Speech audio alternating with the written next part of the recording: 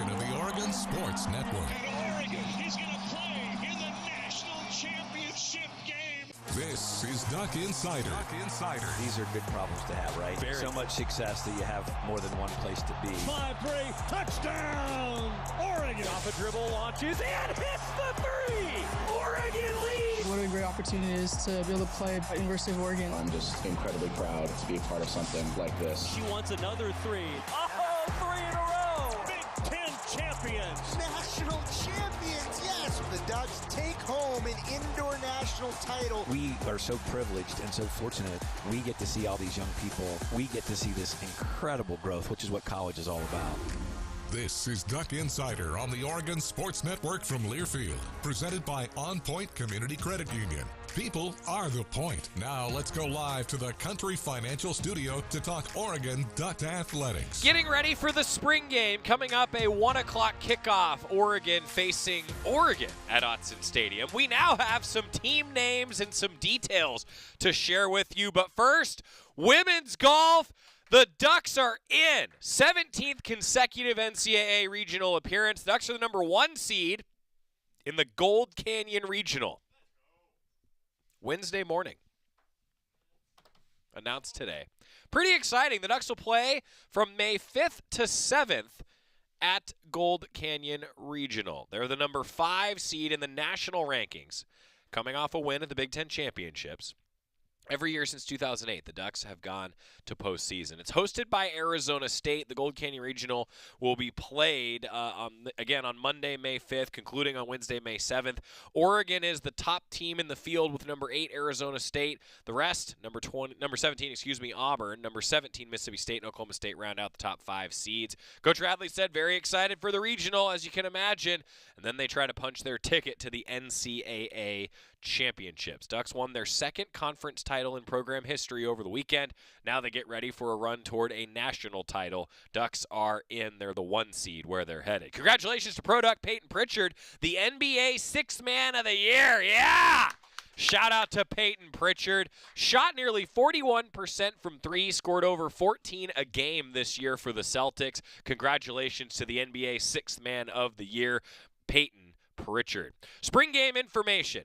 There's a lot of it on GoDucks.com. If you go to the front page on GoDucks.com, scroll down just a bit, it's one of the stories highlighted there. Includes all the information that we're about to go over. I can tell you as well, the black team will be Mighty Oregon and will be led by Rich Brooks and Bucky Irving as guest coaches. Can you imagine the golf game between Rich Brooks and Bucky Irving? What a fabulous 18 that would be. Rich Brooks and Bucky Irving on the course together. Meanwhile, the team wearing the white uniforms will be the Fighting Ducks, will be Mike Bellotti and Christian Gonzalez coaching that team. Fans are encouraged to take advantage of the free park and ride shuttle from Valley River Center. Shuttles begin running at 10 a.m. We'll drop off fans on Martin Luther King Jr. Boulevard outside PK Park, down the third base side of the ballpark. Return service will be available until 4 p.m. I wanted to highlight that today. Return service for the shuttles available until 4 p.m. So if you're thinking, hey, I want to go to baseball too, just plan accordingly with those shuttles. Autzen Stadium parking passes are sold out, and only patrons with a valid digital parking pass will be admitted. For those with a parking pass, please note that access to the Autzen Stadium footprint is available via Martin Luther King Jr. Boulevard from either the west or the east side, and you can enter Autzen Stadium via lots entry 4 and entry 5. Remember, Leo Harris Parkway is closed. When you're first coming off I-5, Leo Harris Parkway is closed with the new indoor practice facility being constructed. So the only entrance to all of the east parking around Pape Field, for example, is to come in near entry 4 and entry 5. The Mashofsky Center lot is closed as a result of the construction. The parking map is available on GoDucks.com. Now, everything starts at 10 a.m. when the Autzen Stadium parking lots open. That Valley River Center shuttle begins. The pregame Fan Fest will take place from 10 to 1 outside Autzen Stadium and in the PK Park Plaza. At 11:15, the Autzen Stadium North box office opens. At 11:30, the Autzen Stadium gates open. And at 12:50 p.m., we will have the national anthem and an F-15 flyover. Again, we will recognize our military, our armed servicemen and women at the spring game, in addition to the fundraiser for Food for Lane County. Admission to the spring game, as always, is free. Gates open at 11:30, and fans are encouraged to bring non-perishable food items to donate to Food for Lane County. Fans preferring to donate online, you're able to do so. Head to GoDucks.com. You're going to click the link within the story to donate ahead of time. And students are encouraged to sit in Section 7 and 8. You will be provided bucket hats while supplies last. No word yet on if our own Saul Galvan will be in attendance in the student section to get a bucket hat. I have a feeling he won't be. He's got some softball to call this weekend. He'll be on the road with the Oregon softball team. You can find him on KWVA. Hometown call. Always encourage you to do so, especially when the Ducks are on the road. Maybe we'll be able to have a student help another student out, get a bucket hat. We'll see. Saul needs a bucket hat. He's a golf guy. He needs a bucket hat. All right, 1 o'clock is when things will kick off.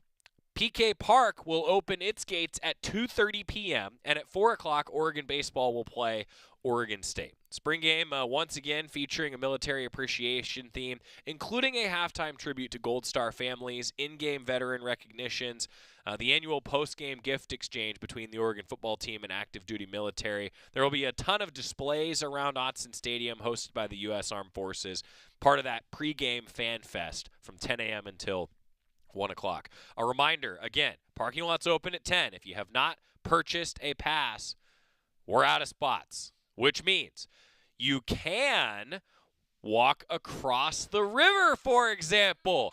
A lot of parking lots available on the campus side of the river, the south side of the river. Can make that walk on a nice day across the river to Autzen Stadium. Encourage you to do so. There will also be a bike valet, which begins at 10 a.m. Same location as last year on Leo Harris by the Science Center lot. A $5 donation is encouraged. The bike valet, also similar to the shuttles, will only be open for the football portion of the day.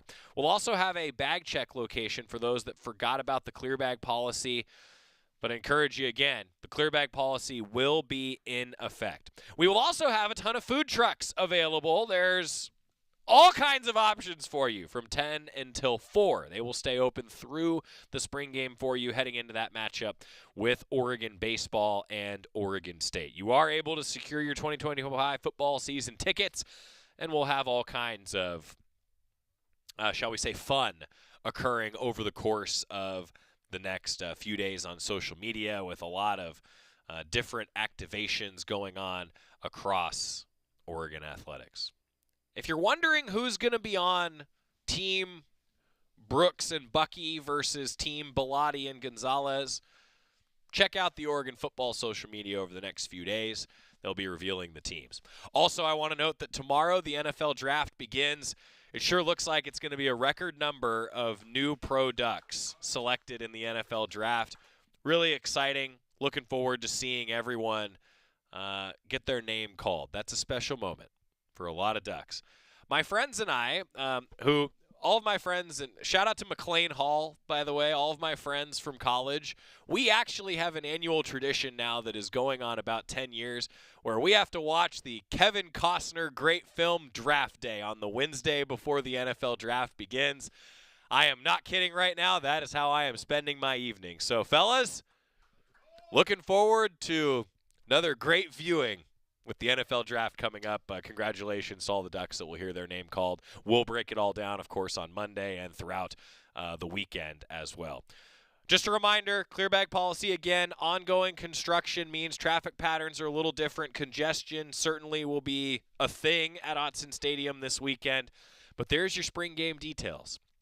Fan details for the Oregon football spring game, including all those logistics, are available on GoDucks.com. Quick timeout. When we return, we're talking with both the offensive coordinator and the defensive coordinator of the Ducks, getting ready for Saturday's spring game on the Oregon Sports Network from Learfield. As a local community credit union founded by teachers, OnPoint is committed to supporting the students and faculty at the University of Oregon. And on game day, we're right there with you, on the field, in the bleachers, and in the classrooms. Drop by our local branch today and discover the many ways OnPoint can help support your financial well-being. OnPoint Community Credit Union. People are the point. Federally insured by NCUA. Equal housing opportunity. Hey Duck fans, at Country Financial, they make insurance easy. Whether you're shopping for home, auto, or more, their representatives will take the time to understand your specific needs and explain what options work best for you. Worry less and feel more confident knowing you're covered. Visit countryfinancial.com to get started today. Experience more with Country Financial. Auto and home insurance policies issued by Country Mutual Insurance Company, Country Preferred Insurance Company, and Country Casualty Insurance Company, Bloomington, Illinois. You're listening to Duck Insider. Duck Insider on the Oregon Sports Network from Learfield.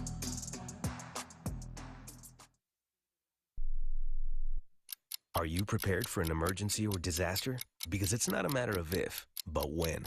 Don't find yourself saying, I'll trust water bottles and a flashlight to save the day, but I'll be proved wrong. With a tornado approaching, I'll realize that I lack a wheelchair-accessible shelter. When the floodwaters rise, I'll be up in the attic with 20 cans of beans. It's a recipe for disaster. Let's prepare so we all have a better story to tell. Get started at ready.gov/older adults. Brought to you by FEMA and the Ad Council. Comes to a gun suicide attempt, all it takes is a moment. My son, Ricky, took his life by the use of a firearm. It broke me, and I contemplated suicide. My grandson, I was gonna have to be here for him. I still own my firearm. I keep it in a safe because I want to keep my grandson and myself safe. Store your guns, locked, unloaded, and away from ammo. Hear more safe stories at endfamilyfire.org. Brought to you by Brady and the Ad Council.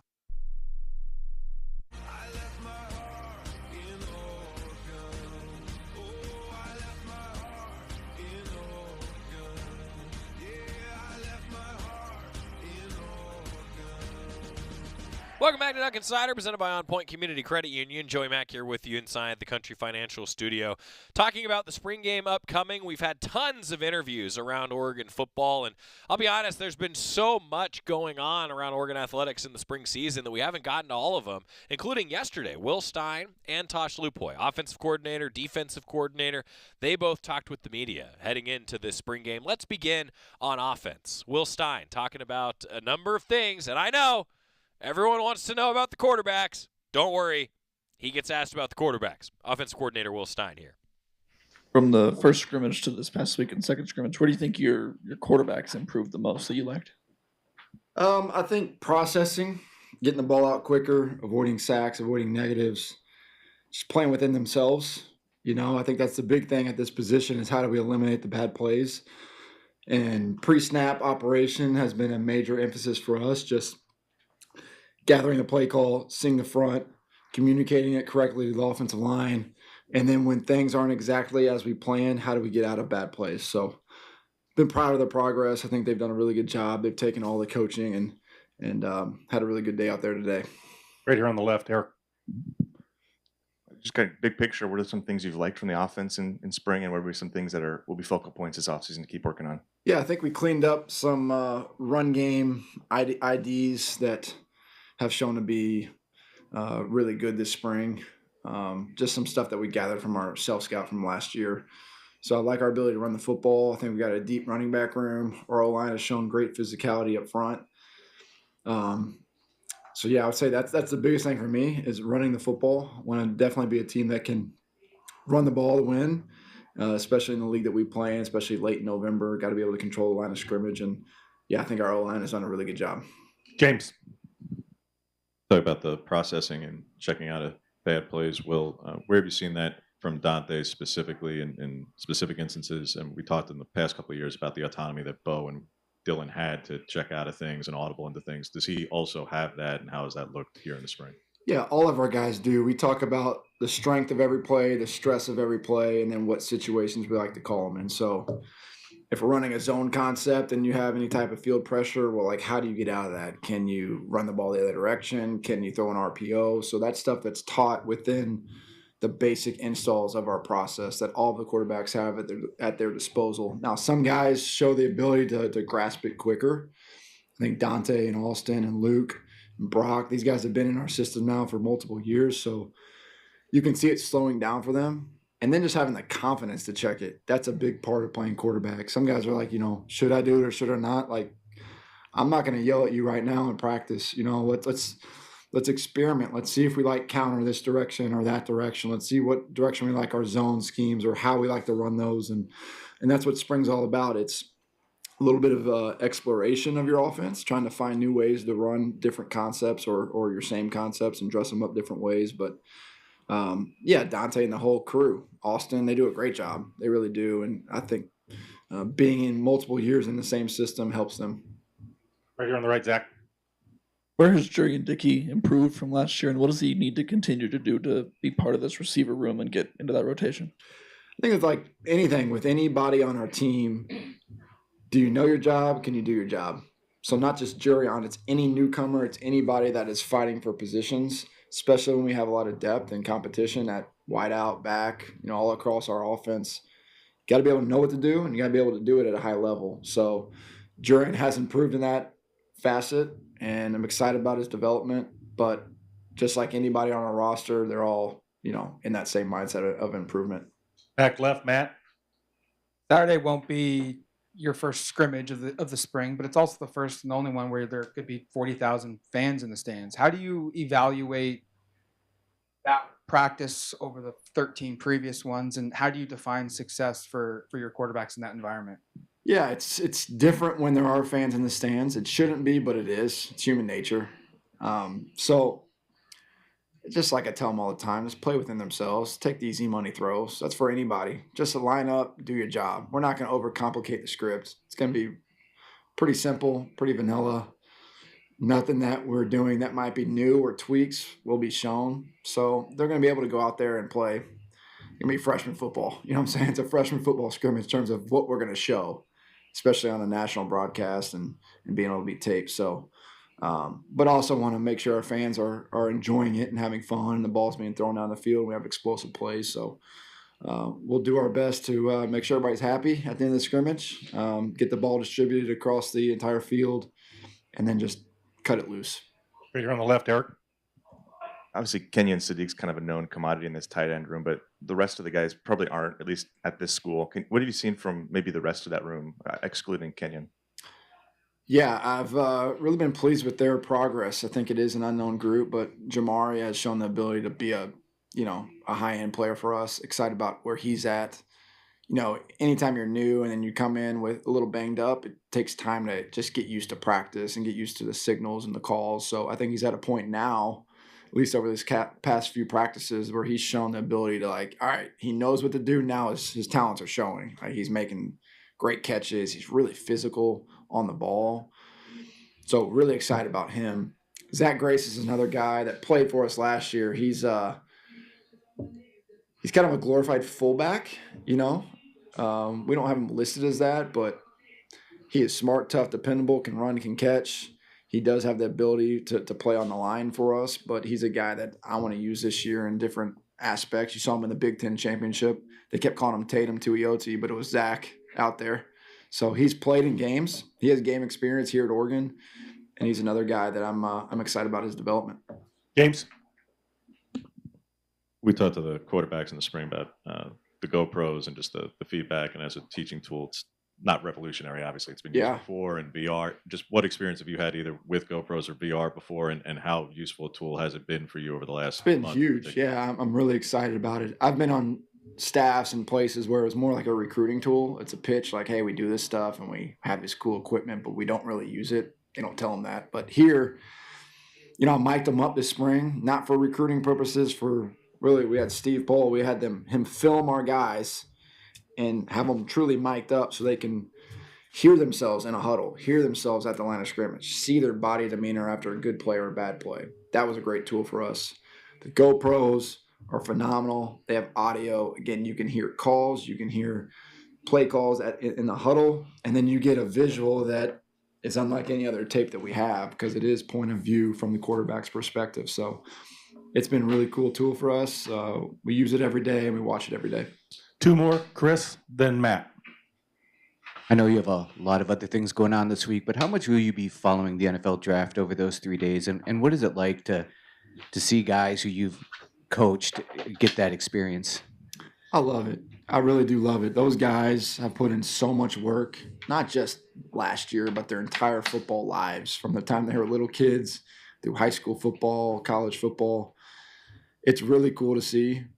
I'll never forget being at Bo's draft party and watching the reaction, and not just Bo, but his dad, his grandfather, his parents. Like, it's such a special moment for our guys, and it's a culmination of hard work and dedication and just sticking to the process. So, yeah, I mean, I'm going to pay attention closely. We should have a record number of guys drafted from what we're hearing, which is huge for us, that what we do here works. We win a lot of games, we develop guys, and we get them to the National Football League. So it's really cool, special, and I'm hoping everybody goes in the draft and goes as high as they can.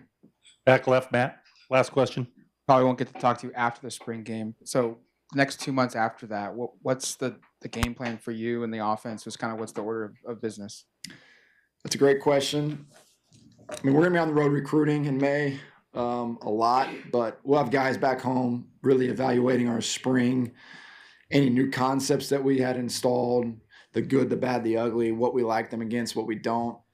We'll look ahead to some future opponents and just try to get some general thoughts on people that we're about to play. We'll get with our guys and making sure that they're up to speed on their workouts with Coach Love and just kind of helping them through life this May. June's all camps, so we got camp season, and then July I'm going to be in Italy for a little bit, so I'm excited about that. But until then, we're focused on now, like you said, and in the spring game this weekend. Hope we have a big crowd. These guys work their tail off. I think that's something we don't talk about enough. The time our guys spend up here in the last 6 weeks of their life it's really incredible how they work, and they don't blame, they don't complain. They just come up here every single day and work their tails off. So proud of our guys, proud of our progress. We're nowhere near a finished product, but we're definitely on our way. That's Will Stein, the Duck offensive coordinator, talking about his offense heading into this spring game. A lot of great things from the Oregon OC, Will Stein. Quick time out. When we return, let's talk defense. Tosh Lupoy. We're going to sit down with the other side of the ball's coordinator on the Oregon Sports Network from Learfield. Dear Truckin' Awesome, Toyota Tundra's got heart-pounding horsepower. Tacoma is one rugged ride, and the 4Runner is tough as nails. Truck yeah. Find yours at Toyota.com. Toyota, let's go places. As a local community credit union founded by teachers, OnPoint is committed to supporting the students and faculty at the University of Oregon. And on game day, we're right there with you, on the field, in the bleachers, and in the classrooms. Drop by our local branch today and discover the many ways OnPoint can help support your financial well-being. OnPoint Community Credit Union. People are the point. Federally insured by NCUA. Equal housing opportunity. Dear Truckin' Awesome, Toyota Tundra's got heart-pounding horsepower. Tacoma is one rugged ride, and the 4Runner is tough as nails. Truck yeah. Find yours at Toyota.com. Toyota, let's go places. This is Duck Insider, presented by OnPoint Community Credit Union on the Oregon Sports Network from Learfield. This message is for Shauna, my mom who just finished her high school diploma. I wanted to say I'm so proud of you for finishing school. You taught me it's never too late to achieve your dreams. I hope to make you as proud as you have made me. When you graduate, they graduate. Finish your high school diploma for you and for them. Visit finishyourdiploma.org to find free and supportive adult education centers near you. Brought to you by the Dollar General Literacy Foundation and the Ad Council. You said you'd never buy your kid candy from the checkout aisle. Or forget extra diapers. You'd never lick your thumb to clean their face. Never, ever become a minivan mom. So when you say you'd never leave your child in a hot car, know it can happen. Cars get hot fast, and kids can be at risk in temperatures as low as 60 degrees Fahrenheit. Never happens. Before you leave the car, always stop, look, lock. Brought to you by NHTSA and the Ad Council.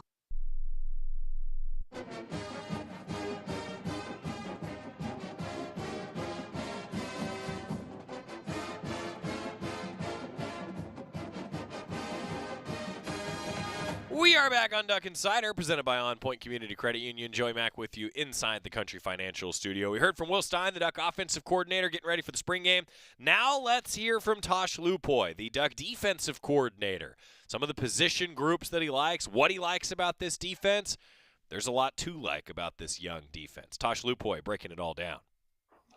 Now you've had a chance to see Theron Johnson in a scrimmage setting a couple of times. Just what does he bring to the corner room, and what do you like about it, the experience that he brought here in the first place? Yep, just got done conversating with him after this practice. He was a little disappointed in his performance today, and I never know till we watch the film. But it's been really cool to see his progression and then his confidence level. He's playing at a higher level. In comparison to the first week, the second week, getting out there in the scrimmage, starting to make some plays, and in the body of the defense, you can start to see his confidence. So it's cool to see. Right on the right, Zach. How valuable were those special teams reps for Peyton last year, even though it did mean not preserving his red shirt? And, what did that experience give to him for this year? Yeah, I'm always in favor of guys getting out there.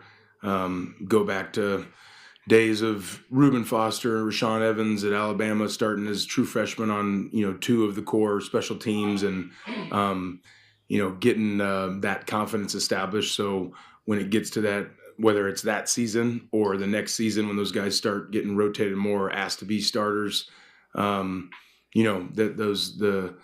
the butterflies are out, and the confidence of, whether it's special teams, offense, or defense, it's going to require playing with the difference, which we define as attack, strike, finish, and aggressive angles and tackling and things that are going to apply to all sides of the ball. So I think it's great for him. Back left, Matt.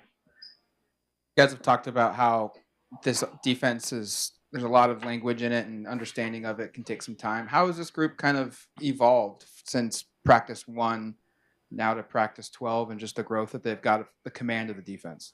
Yeah, I've been impressed, with them of the attention to detail, and I think it goes back to really our evaluation process, and recruiting and signing as many alike mindsets as we can from a player and coaching staff standpoint. So bringing in the right guy, that loves ball. You're not going to make it here too long if you don't like ball. So more of an obsession of these guys, and I think what reflects our defense right now is we've got a inexperienced in the Oregon system / young defense that's potentially dangerous. We got a lot of good players there, and that's our job to coach these guys up, put them in the right position, and have them playing fast and violent. And I think we're certainly taking steps towards that direction. Back middle, Brett.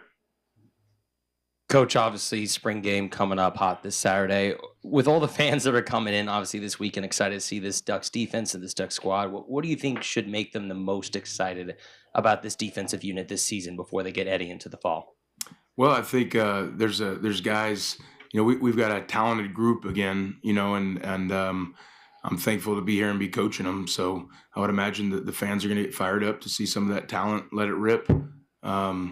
We've brought some young men here, and we're going to continue to recruit, best of the best, and all starts in high school, and continue that trend. And then if there's an absolute necessity to fill, we feel like, that we'll consider the portal. But I think just that talent, that we've brought in here that's been developing.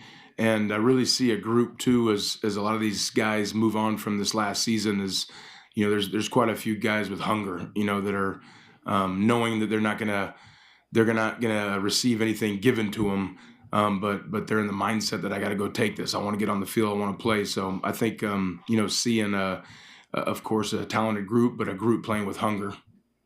James. You mentioned the possibility for further talent acquisition, Tosh, and you certainly have numbers in your favor if you want to do that after the spring game. How do you feel about the depth at inside backer, either both in number and because of the lack of experience that you have the 3 redshirt freshmen and Gavin as a true freshman there? What you've seen from them and how you feel about the depth overall in that room right now? I love what I'm seeing out of that group. The first practice where we had shoulder pads on, they weren't told by any coaches to be tackling, but they were tackling out there, which we had to, hold them back. And I would much rather have to hold back a group than tell them to sick them. And so this is a hungry group. There's talent in that room, and it's just tapping into it. And the more and more guys that, how guys are going to separate themselves in that group is, again, their communication pre-snap, getting us in the right call, and continuing to just own the defense, all the attention to detail, the anticipation, of how we're going to handle motion adjustments and formation changes.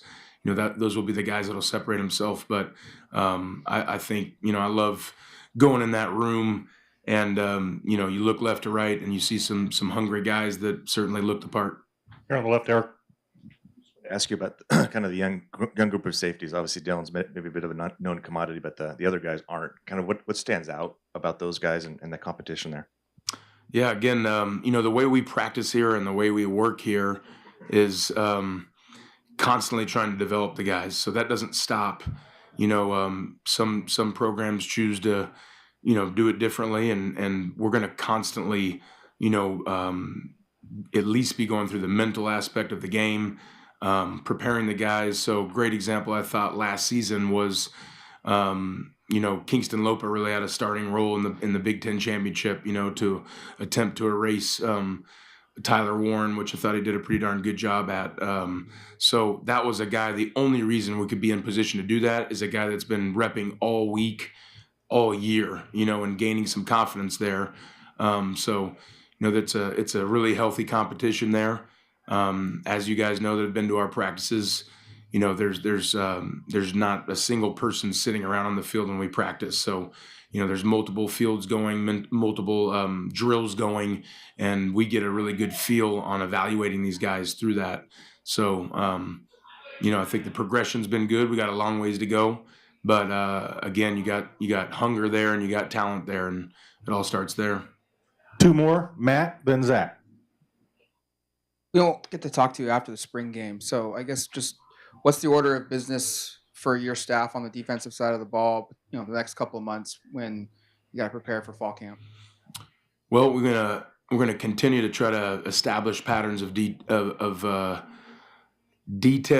and discipline. That's what we want to do. So, when we go out recruiting, ball doesn't stop there. We're blessed and thankful to have an elite, both, staff and so-called support staff here. So, within the body of the rules, we're constantly challenging the guys of, how can we continue and not take, a month off and then press the reset button, just continue to progress. So it's a reasonable expectation for us. The guys that have played for us, we expect them to be going to a next level, right? The guys that are coming in new, right, got their feet wet in the climb that came aboard here in late December, early January, right? Spring ball, we stepped that up, right? Some of the errors right there from the past, we're fine to not repeat those. It's okay to make a mistake. We want y'all to make new mistakes, so we're going to constantly keep that culture going. And I think if we do that, then we'll evolve into camp and be in a position that we want to be, and, get opportunity to compete and try to, create the best version of us. Zach, on the right. You guys are expecting to have a record number of players drafted on this weekend, Thursday, Friday, Saturday. That's Many right. of them coming from the defensive side of the ball. What kind of pride or accomplishment does that give you to kind of see your former players go on and continue their careers?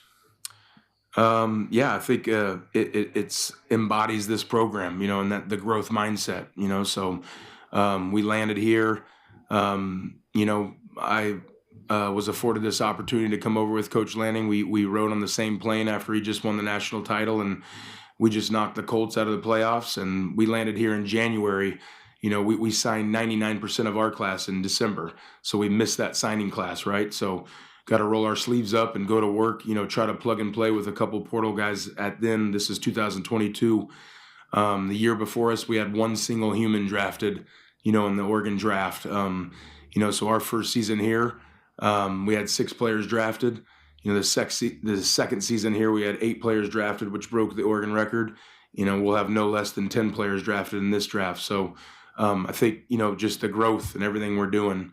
And the goal is whatever the number gets set, we're going to try to reset that and break it the following season, So I think applying that mindset to everything we do, how we wrapped up last season from a defensive standpoint, and being one of the top defenses, that's the expectation is to bump that up now, and not accept being a top defense. Let's strive to be the best defense, and that's the standard that's set here, and we're going to continue to challenge each other to try to climb to that direction. Tosh Lupoy, the Oregon defensive coordinator, breaking it all down. I'm Joey Mack, and when we return, we're sitting down with Taylor Susnara, the Oregon Acrobatics Tumbling head coach. They're in action in the national tournament this week. Breaking it down next on the Oregon Sports Network from Learfield. At Shadow Hills Country Club, we're more than just an award-winning golf course and practice facility. Our events team offers all-inclusive event pricing that allows us to take care of all the details while you enjoy your event. Our indoor and outdoor venues offer you a wide variety of fully staffed options that put the focus on you. From weddings to business and social events, at Shadow Hills Country Club Events Center, you get the benefits of a resort atmosphere and amenities in a peaceful country setting, just minutes from downtown Eugene. Call for a tour today or visit shadowhillsevents.com. As a local community credit union founded by teachers, OnPoint is committed to supporting the students and faculty at the University of Oregon. And on game day, we're right there with you, on the field, in the bleachers, and in the classrooms. Drop by our local branch today and discover the many ways OnPoint can help support your financial well-being. OnPoint Community Credit Union. People are the point. Federally insured by NCUA. Equal housing opportunity. Back to the Country Financial Studios in 60 seconds. This is Duck Insider from Learfield.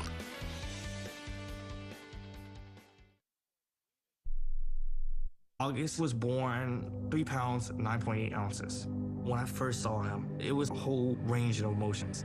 There's stuff I still want to do. Being a young dad, it's not giving up. It's shifting.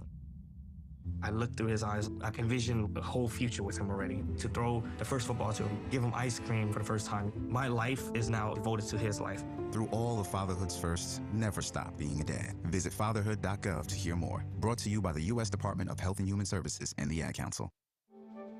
You took the first step and quit smoking, but even former smokers may still be at risk for lung cancer.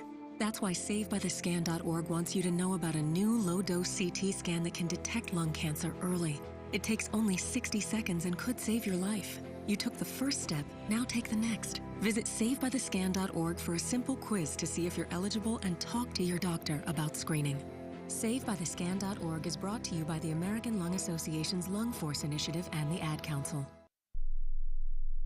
I'm coming home to the place that I remember, back to the land of my first love.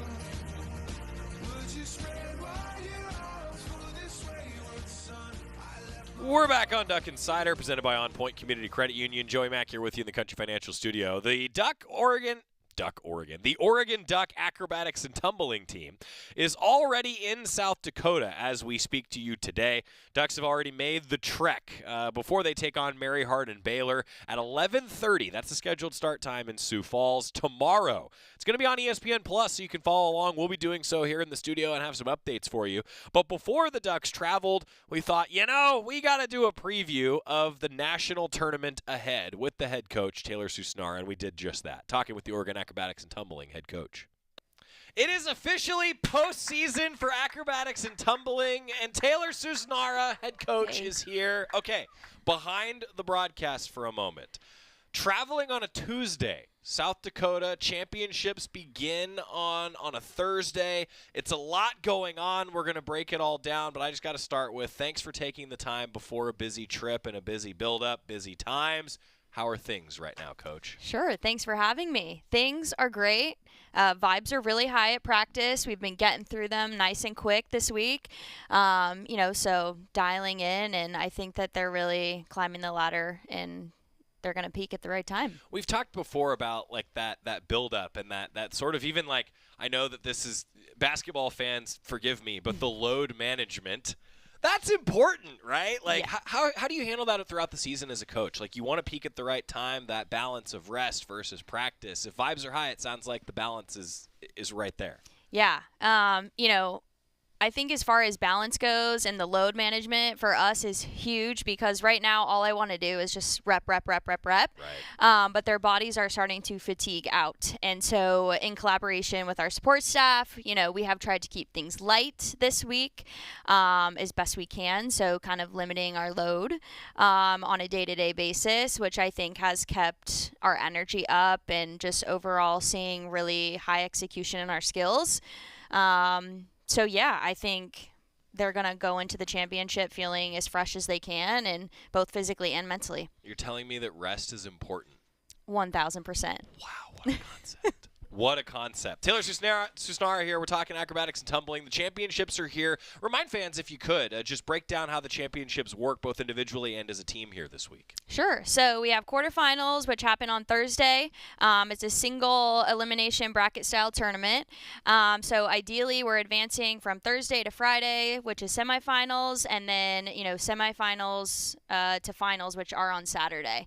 Yep. In order to qualify for event finals, which happen on Sunday morning, the top 4 highest scores in each event from acro event, pyramid, toss, and tumbling will qualify for event finals on Sunday. So not only do we need to win the meet to advance, we need to do really well so that we can compete in event finals. How do you manage that as a coach? Like, you have the individuals and the team going on at the same time. Does it change the dynamic at this point in the season?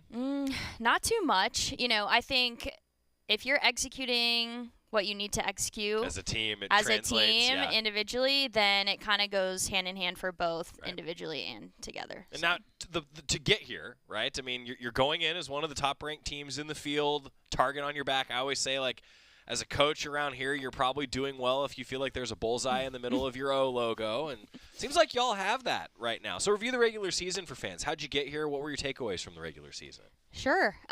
We got here because we executed really well throughout the season, and we posted some really high scores, the highest we've had in a few years, which I'm really proud of. I'm really excited about.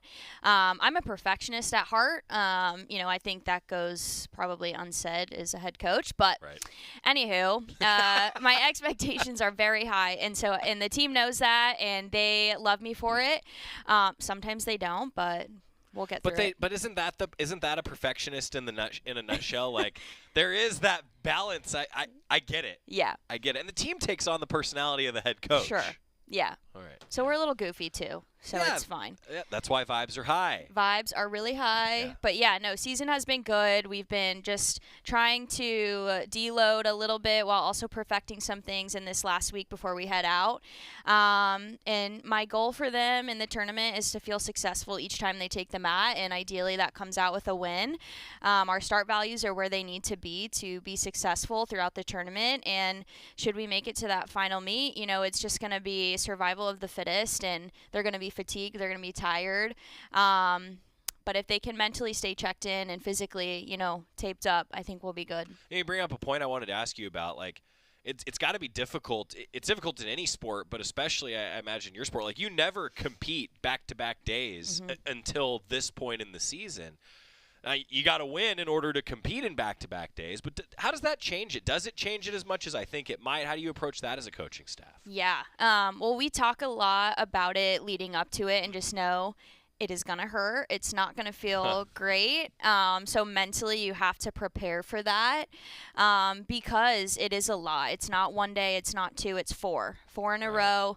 That's not even something that we practice. We are never doing full impact back-to-back days. We tumble 2 to maybe 3 times a week, and we typically have 48 hours in between each of those practices. So it's a lot, to say the least, but it's more of a mental check-in, and then physically at the end of it, they're ready to get into the ice bath. But thankfully, we have great athletic trainers here and all of the things to help them recover. So we just do what we can, and mentally we just try and build them up each day. Postseason here, Mary Hardin Baylor, the first opponent in Sioux Falls, South Dakota, 11:30 on Thursday for acrobatics and tumbling. Postseason, talking with head coach Taylor Susnara. A fan asked me after our last conversation, like, we talked about how you want to peak at the right time, and you've had some new skills, as we discussed earlier in the year that you debut. Do you save anything? Like, do you keep a few things in check until you get to postseason? And then do you not use it all on Thursday because you might use it Saturday? What? Don't give away any secrets. What's the calculus like there as you get to this point in the season? Yeah, that's a great question. We toyed around with the idea of potentially increasing our start value in team event pretty significantly after our meet versus Baylor. However, there are risks with that. We've been super consistent in team event, so do we risk not being consistent or getting lower scores, or do we get higher scores? We don't really know. However, we do know how it executes in practice.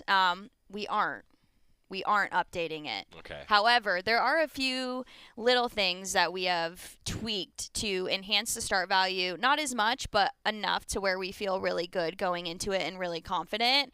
As far as changing skill sets from day to day throughout the tournament, definitely not unheard of. However, on that quarterfinal day, whatever you compete that day, if you qualify for an event final, you have to compete exactly what you competed on quarterfinals.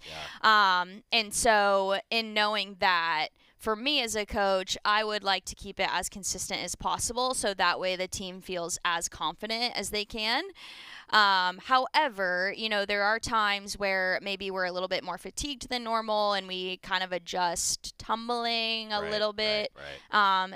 That would be a scenario where you might. Yeah, I was fascinated by just the structure because I've said before that I think it's a little bit akin to track and field with like form charts where it's like, okay, if you get the best out of this athlete in a team scenario, or it could be here and, it changes the way that you project. Like, I'm sure you have kind of a number in mind, right, for each where you want to see in some of those benchmarks. I imagine that's the case, right? Yeah, totally. In my dream world, our score would get better each day. Right. Just, getting a little bit better from there. Something a little different and unique about the tournament is that there's an officiating panel of 5 rather than 3. And so you have a lot more eyes on your skill set and what you're competing. So a lot of time... Is it both? It's like, great. Yeah. It's really good. You're getting the most, experienced officials. They know what they're looking for. So sometimes scores are maybe a little higher, a little lower. It just kind of depends what they see. But it is more accurate than having those 3 officials. And so I do think the scoring is fair and on point. Yeah, it makes sense. Well, and at the end, you want the most experienced, and you want it to be consistent. I can only imagine that every coach around Acrobatics and Tumbling is saying that right now. We continue with Taylor Susnara. I was curious, too, like the way that the strategy is and all these different things that go into it, like the fun value of having all of the teams together, right? Does that kind of boost things? Does it feel a little different when, that probably somebody who you might compete against is watching from the sides? Like, is that kind of fun for the community, I'd imagine? It's very fun. The stands are always filled at the national championship, which is just a great atmosphere for the athletes to be in and compete at. And if you're one of the 2 teams that makes it to the national championship meet, there are teams rooting for you that maybe wouldn't have been rooting for you before, just given maybe who the opponent is. And it's kind of a cool bonding experience, and always positive. But yeah, it's a good time for sure. Because every team for the most part stays until Sunday already, right? Like you have a built-in audience because all the individual finals take place on Sunday, so that makes sense. Now, we've talked a lot about the team and the way that things work, and you want to execute your best, and then it translates to individuals, but also you've got some individuals that are likely going to be up for some big-time, I shall say, opportunities on Sunday, and that's got to be pretty exciting for you. It's so exciting. The postseason awards always get me emotional because these athletes put all they have into this sport, and to be recognized at the end of the season is huge, and they deserve it. And so I just can't wait to hopefully see a lot of hardware come out of it. Taylor Susnara, all right, keys to success. You're hoisting hardware if what happens here over the next week? I think if we stay consistent, we stay confident, we're going to have a great run. Taylor Susnara. Travel safe. We'll talk to you after multiple meets and multiple titles. Yep. Throw that in there. Yeah. Thanks, Coach. Thank you. Appreciate it. Taylor Susnara, the Oregon Acrobatics and Tumbling head coach. We caught up with her before they traveled to Sioux Falls. Ducks are in action on the mat for the first meet of the national tournament on ESPN Plus tomorrow at 11:30. Oregon Acrobatics and Tumbling against Mary Hardin Baylor. National tournament, as you heard Coach allude to it, it's a different deal, right? Because you compete Thursday, you compete Friday, championship Saturday, individual championships are Sunday. It's a long stay in Sioux Falls and hopefully bringing home some titles. We'll see. I think Ducks have a good chance. I think Ducks have a really, really good chance. When we come back, we'll zero in on a little bit of Oregon baseball. Keep it here on the Oregon Sports Network from Learfield. Hey Duck fans, at Country Financial, they make insurance easy. Whether you're shopping for home, auto, or more, their representatives will take the time to understand your specific needs and explain what options work best for you. Worry less and feel more confident knowing you're covered. Visit countryfinancial.com to get started today. Experience more with Country Financial. Auto and home insurance policies issued by Country Mutual Insurance Company, Country Preferred Insurance Company, and Country Casualty Insurance Company, Bloomington, Illinois.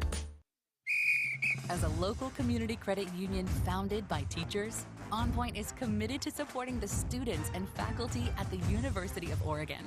And on game day, we're right there with you, on the field, in the bleachers, and in the classrooms. Drop by our local branch today and discover the many ways OnPoint can help support your financial well-being. OnPoint Community Credit Union. People are the point. Federally insured by NCUA. Equal housing opportunity. Duck Insider continues from the Country Financial Studios in 1 minute on the Oregon Sports Network from Learfield.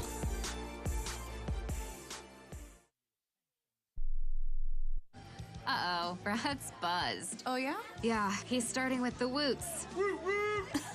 And now a speech. I just want to say that friendship is about heart and brain.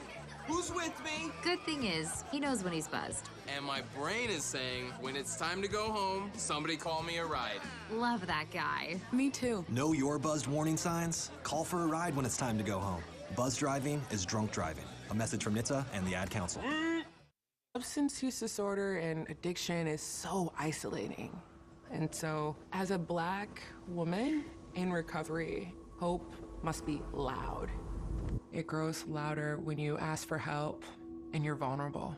It is the thread that lets you know that no matter what happens, you will be okay. When we learn the power of hope, recovery is possible.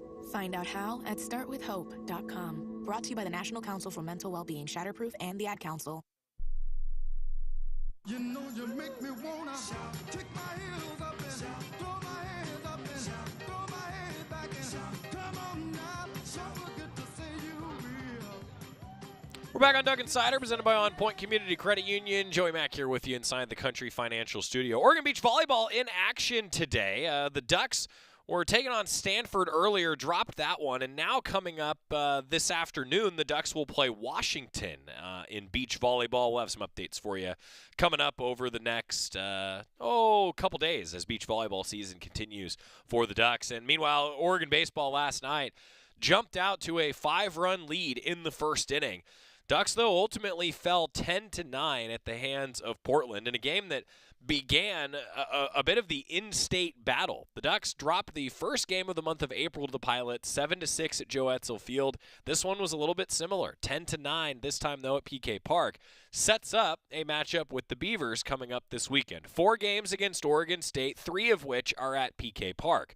Ducks will play the Beavs at 5 o'clock on Friday, 4 o'clock on spring game Saturday, and then coming up at noon on Sunday, Oregon will conclude the home series against the Beavs. Ducks then play at Oregon State at 5:30 coming up on Tuesday. I bring all that up because the midweek games can be weird across college baseball. I mean, just to give you an idea, there was a team last night playing against a Big Ten opponent, a good Big Ten opponent, mind you, that picked up its 7th win of the season. 7th win of the season came 10-1. Purdue-Fort Wayne beat Michigan State 10-1 last night. Michigan State's 16th loss of the year. Meanwhile, Purdue-Fort Wayne, again, now 7-31 on the season. Midweek baseball in general, sometimes kind of weird. And it felt like that was a bit of what happened to Oregon last night. Get out to a ultimately 7-2 lead through 3 innings. But then 3 runs come across in the 7th, 3 runs come across in the 8th after Portland scored 2 in the 4th. A big day from Zach Tolia, who had 4 RBI. And that's the formula for coming back in a ball game. Ducks did not score in the 7th, 8th, and 9th. Portland gets the win 10-9. And actually, the credit for the win goes to the younger brother of one Ian Umlaut. Nolan Umlaut got the win after the two brothers matched up against each other as starters when the Ducks played the Pilots in Portland. This time, Nolan Umlaut got the win for the Pilots. So now the Ducks certainly looking to take some momentum from that top 10 series win over UCLA. Ducks need to take some of that momentum now, learn from this one, but head toward this matchup on Friday where Grayson Grinsell will get the ball. We'll hear from Mark Wazikowski, Ryan Cooney, and Grayson Grinsell coming up later this week. I'll tell you what, look, that's a game that the Ducks would tell you did not go according to plan, and a game that Oregon needs to learn from before the Beavers are in town. The Ducks are still in the conversation for hosting a regional. This game doesn't matter in the Big Ten standings. Ducks are still sitting in 3rd in the Big Ten standings. And in fact, the upcoming series doesn't matter in the Big Ten stadium or in the Big Ten standings, right? Ducks will play the Beavs, though, in a series that means a heck of a lot for who hosts regionals. The latest projections had Oregon as a 2 seed in a few regions, knocking on the door of being a host site, a 1 seed in the national tournament. The way to get there, step 1, take care of UCLA. The Bruins, in one projection released yesterday, still a host site. But the Ducks now have a series win over UCLA. Beavers are a host site in that same projection. If the Ducks get series wins over 2 teams and 2 programs that are projected to be host sites right now, boy, what does that do for Oregon's chances to be a host site here down the stretch? That's what's on the line when Oregon takes on Oregon State this weekend. And it's the rivalry series. Oregon State coming up. We'll talk with Waz, chew on that loss from last night, and get you ready for the matchup with the Beavs coming up tomorrow. Best of luck to Oregon Beach Volleyball this afternoon, acrobatics and tumbling tomorrow. Oregon men's tennis also in action in Columbus. We'll tell you more about that on tomorrow's edition of Duck Insider. See you then. Put your phone on D&D, that means that do not disturb. Driving, and when you're going from point A to B, I need you to stay safe, please, so always sing with me. So put your phone on D&D, that means that do not